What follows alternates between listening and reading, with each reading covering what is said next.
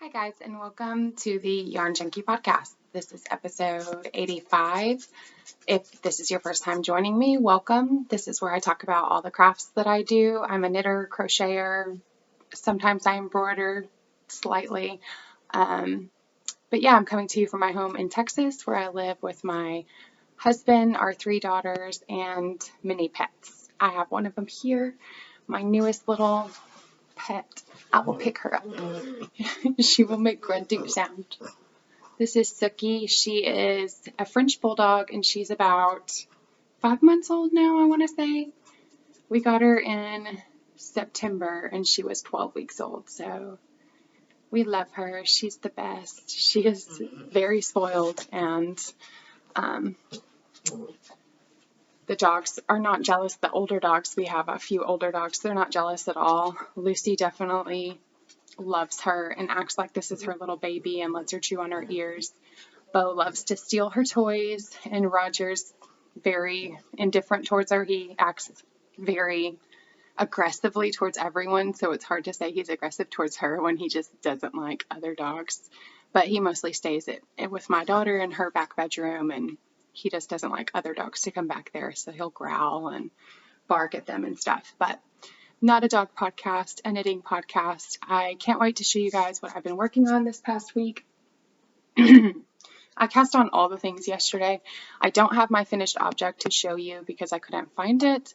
I finished Prudence's birthday socks, so I gifted her those on Wednesday. She loved them and has apparently absconded with them because I looked in the laundry and in her room and in her bed thinking maybe she kicked them off while she was sleeping. Maybe she's wearing them to school today. Who knows? I couldn't locate them, so you guys will have to just take my word for it that I did finish those socks. And it was I just don't enjoy socks right now. I originally began knitting to teach myself to knit socks, and I just can't be bothered to get into knitting socks right now. I don't know if it's like the smaller circumference or what. I'm not interested in knitting socks. So getting through those was a challenge, but I did it on her birthday, like right before she got home. I was wrapping all of the presents. So those are finished. And I also got quite a bit of progress done on my woodland popcorn pullover, and I've shown this a couple times or maybe just once, but I'm knitting this for my youngest daughter, Ruby. She will be 4 in December, and I thought she needed a sweater, and this pattern happens to have like a little baby matching set that you can knit, and so I wanted to knit her and her baby clothes because she loves baby dolls and plays with them a lot. She didn't really like this sweater when I began it because it was purple, but has since grown to love it because of the boobies all over it, as we talked about last time. So I forced myself to cast on this sleeve. I finished the body. I know I was about here because I moved my progress keeper there on my last podcast. So I finished the body, which felt like a slog at that point because I was just knitting endlessly. And I made myself put the sleeve stitches on the needles and knit a few rows before I was allowed to move on to another project, which is silly. But I'm really, really bad about putting away sweaters. Just like this, I have probably 4 or 5 in my stash where they are just lacking sleeves. And so I'm trying to be better about finishing things while my girls actually still fit into them instead of just neglecting to finish it. So this will probably be my Thanksgiving week thing that I reach for the most, just so it's off the needles and I can get the little baby sweater made pretty quickly. I also put quite a bit of work in on my Rocket Tee, which is a pattern by Tana's Fiber Arts. This is knit using 1 skein of mohair and 1 skein of sock yarn, and you just alternate. And I talked about last time, I think she does about 8 or so rows in her stripes, and I striped it every 2 rows, so I have much thinner stripes. So on the last episode, I was there where my progress keeper is, And I did quite a bit of work on this because I still had to increase all the sleeve stitches and then separate for the sleeves. And once I did that, Tim was like, "Is it a bra?" It's like, "No, it will be a t-shirt." But I really, really, really want this finished object. Like, this is definitely a process knit for me, or a product knit for me over the process, because it is, I think I talked about this last time, knitting with just the mohair is very slippery. And I know it's my needles. I could probably switch to like wooden needles and it wouldn't be as slippery. These are Signatures, some of the slipperiest needles out there in my experience. And so maybe if I switched to wooden, it would be better, but then I'm afraid my tension would be off, and then it would just be, the wrong tension for the rest of the shirt. So I'm going to stick it out on these needles, and I'm not in a big hurry to get this done. Honestly, now that it's at this point, I'm probably going to let it hibernate for a while because this is a lightweight t-shirt. I'm not going to need it in November, December, January, February of Texas weather. So this is probably going to go on the back burner for quite a while. You probably won't see this again, but that doesn't mean I don't love it. I just have other things that I've been wanting to work on. So that has kind of been shifted in focus.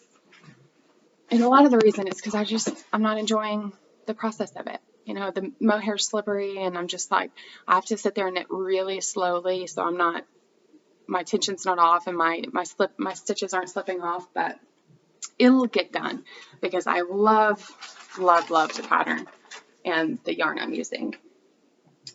Another thing, I've put a bit of work in on this, not too much, but this is like my comfort knitting. This is what I go to when I just need to turn my mind off, and this is just the best.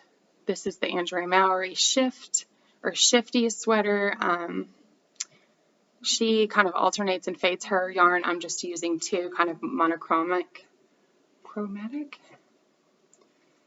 But yeah, I don't know what to say. I love this project.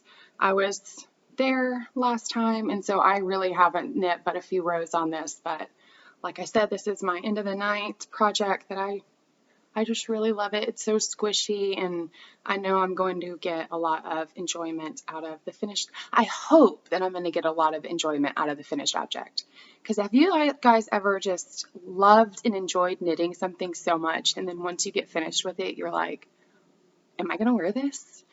Something that comes to mind for me is the Find Your Fade shawl. I have mine like draped over my window as kind of like a semi-curtain, and I never wear it, ever. I love the colors, I loved knitting it, but I just can't style it on my body in a way that I like, and I kind of worry that this will be the same way, especially if I have to knit it too cropped, or if it's too fitted.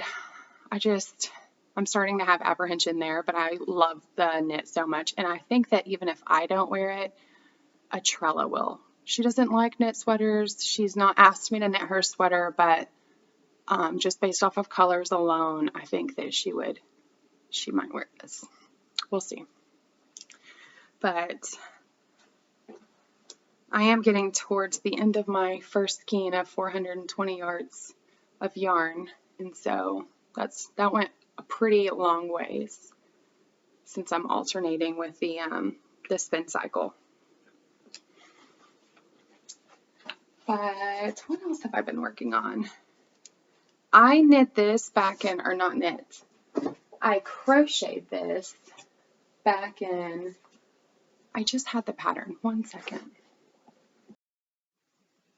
I couldn't find it, but I think I remember. It's the Velvet Moon Pillow by Crochet Copia, if I'm not butchering that. I saw her, or I follow her on Instagram, and she did this. She sells a lot of like festival tops, like crochet triangle festival tops, and then she came out with this pattern in October, maybe September. Maybe she released the test knitters in September and then came out with the pattern in October. That sounds right, because I want to say as soon as she came out with the pattern, I started right away. So it's huge. This is, like I said, the Crochet Velvet Moon Pillow. and by Crochet Copia. And she does these little half circles, and then you do 2 of them and you sew them together, and then you start these baubles, and it's going to have baubles along. You can do both edges or you can just do the edge. I'm going to do both. So it has these like little pom-poms all over it. This took me honestly 2 sittings to crank out. It's crochet, so it's super quick. You're using a big crochet hook and big yarn. In her pattern, she asks for like that velvet yarn. I just used, I think this is Lion Brand. I have it right here. Lion Brand Hometown.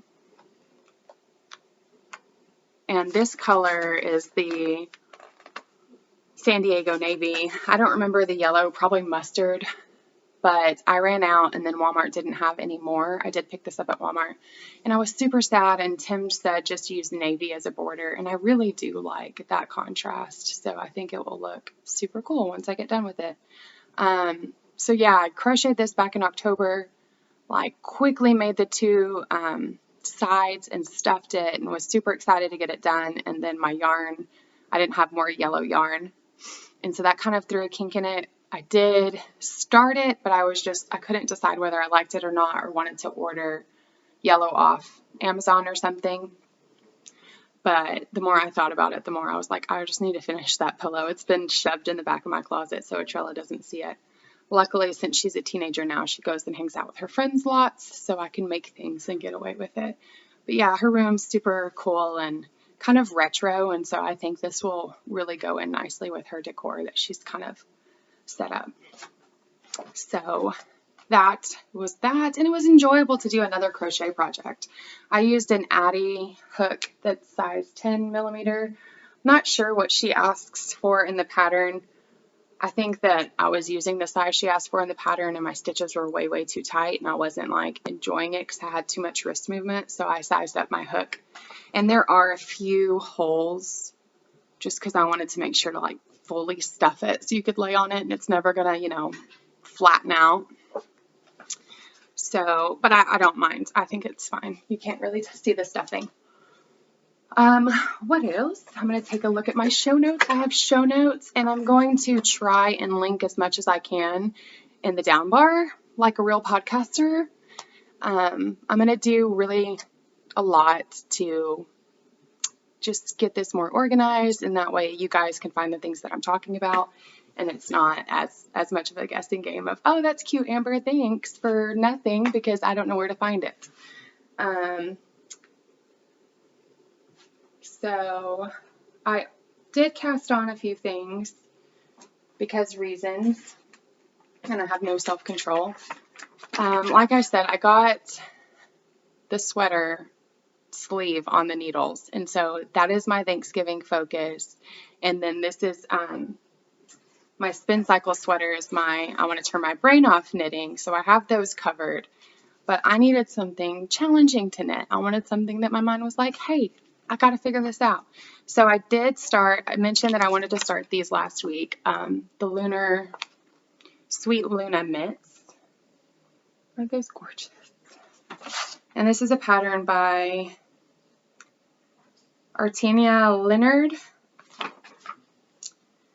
and this is just yarn that I had in my stash left over from another project, and I did cake up a skein of Madeline Tosh and El Greco, and it's in this moon bag. How perfect is that? This bag is from Stitching You Bags.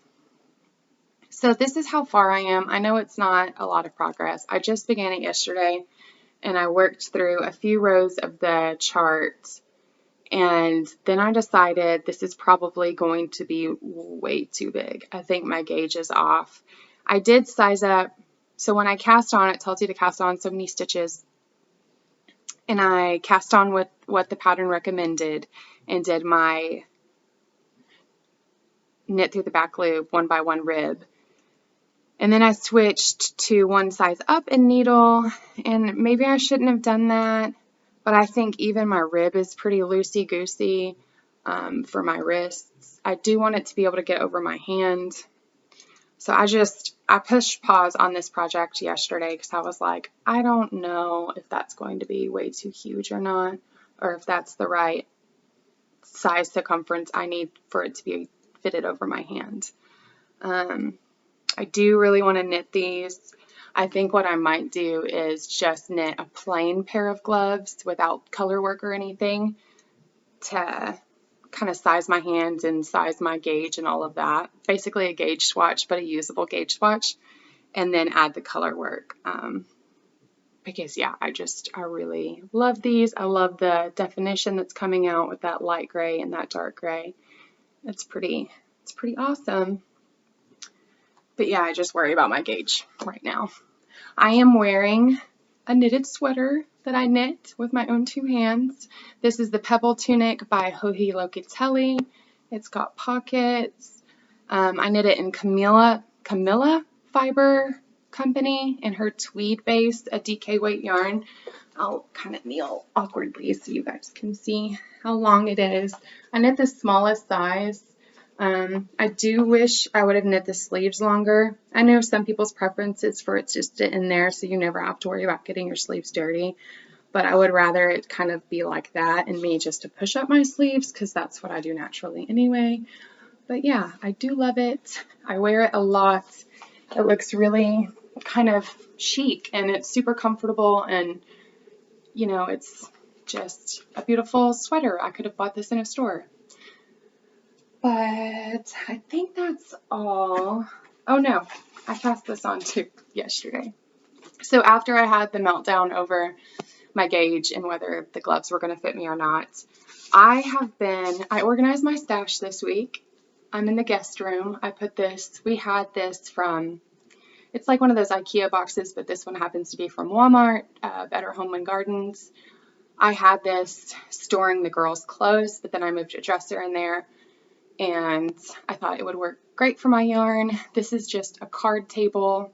I want to get a proper desk, but for now that's what I had, and so I'm using what I had.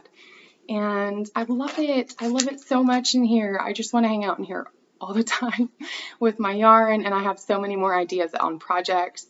Normally I would sort my yarn by weight, but I just sorted it all by color. I have so much more blue than any other yarn, which is crazy because I would have guessed I would have a lot of green, a lot of pink. I love pink. I have almost no pink. Yeah, but that's what it looks like. I'll like get out of the shot. I love it. I love it. I love it. I love it. And so in organizing my yarn, I came across all of the wonderful things that I've had for years that I've been wanting to cast on, and I don't know, needed a confidence booster because I didn't feel like I was good enough to knit that, or I'm not experienced enough to start that project. But the Sipila was one of those because to me that's just a lot of intense color work, and I didn't want to brave that. But after getting through my Sunset Highway, I'm ready. I'm ready for this pattern. I've had the yarn forever.